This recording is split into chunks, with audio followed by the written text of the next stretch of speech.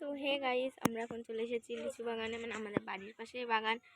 তো আমি লিচুগুলো দেখাচ্ছি তোমাদেরকে, কিন্তু আমি খাইতে পারবো না লিচুগুলো, কেন আমার মাথা ফেটে গেছে। তাই জন্যে খেতে পারবো আর 10 দিন পরে, কেন ঘাটা শুকিয়ে গেলে খাওয়া যাবে। তো আমি লিচুগুলো দেখাচ্ছি তোমাকে।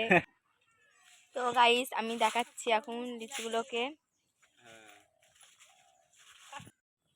তো গাইস, দেখতে পাচ্ছ লিচুগুলো একদমই ছোট ছোট, কিন্তু এখনো মানে টক এখনো বড় হয়নি লিচুগুলো।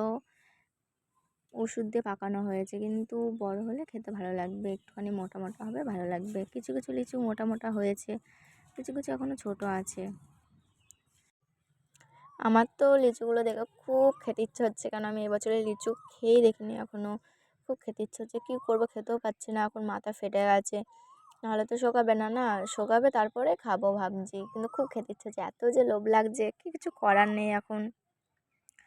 তো আর একটা ভাই খাচ্ছিল, তো সেটাই দেখছিলাম, কি করব, কিছু করার নেই, এখন কদিন পরে খাবো। তো লিচুগুলো তোমাদের কেমন লাগলো একটু বলো কমেন্ট করে।